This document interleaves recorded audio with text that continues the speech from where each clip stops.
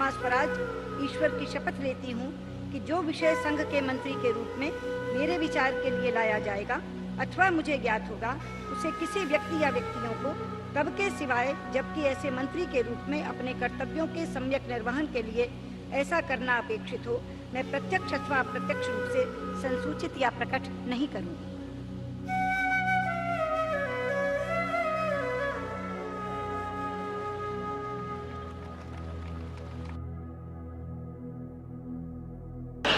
प्रधानमंत्री जी, कुछ तो मजबूरियां रही होंगी, यूं ही कोई बेवफा नहीं होता। और मजबूरी क्या है? हमारी मजबूरी ये है कि आप इस देश के साथ बेवफाई कर रहे हैं, इसलिए हम आपके प्रति वफादार नहीं रह सकते। और मुल्क के साथ बेवफाई करने के लिए दूसरा शेर पढ़ रही हूँ आपको मुखातिब करके। तुम्हें वफा याद नहीं, हमें जफा याद नहीं, जिंदगी और मौत के दो ही तो तराने हैं, एक तुम्हें याद नहीं, एक हमें याद नहीं।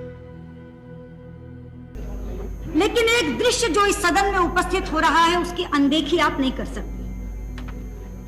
आज से पहले इस सदन में एक दल की सरकार होती थी और बिखरा हुआ विपक्ष होता था, लेकिन आज बिखरी हुई सरकार है और एकजुट विपक्ष है। क्या ये दृश्य अपने आप में जनादेश की अवहेलना की खुली कहानी नहीं कह रहा?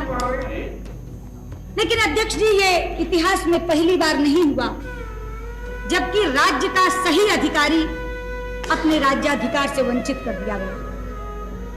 त्रेता में यही घटना राम के साथ घटी थी।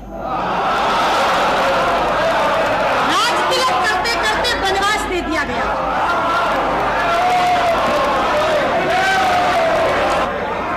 द्वापर में यही घटना धर्मराज युधिष्ठिर के साथ घटी थी जब धूर्त शकुनी की दुष्ट चालों ने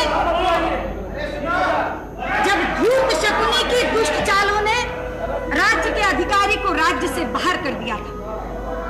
अध्यक्ष जी, यदि एक मंथरा और एक शकुनी राम और युधिष्ठिर जैसे महापुरुषों को सत्ता से बाहर कर सकते हैं, तो हमारे खिलाफ तो कितनी मंथराएं और कितने शकुनी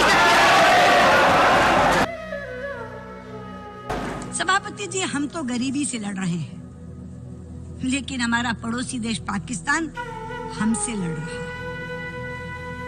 परसों इसी मंच से बोलते हुए पाकिस्तान के वजीर आजम शाहिद खाकान अब्बासी ने भारत पर तरह तरह के इल्जाम लगाए।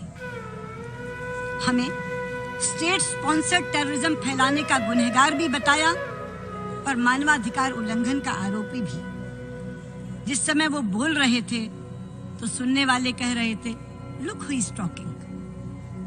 जो मुल्क हैवानियत की हदें पार करके सैकड़ों बेगुनाहों को मौत के घाट उतरवाता है, वो यहाँ खड़ा होकर हमें इंसानियत का सबक सिखा रहा था, हमें मानवाधिकार का पाठ पढ़ा रहा था।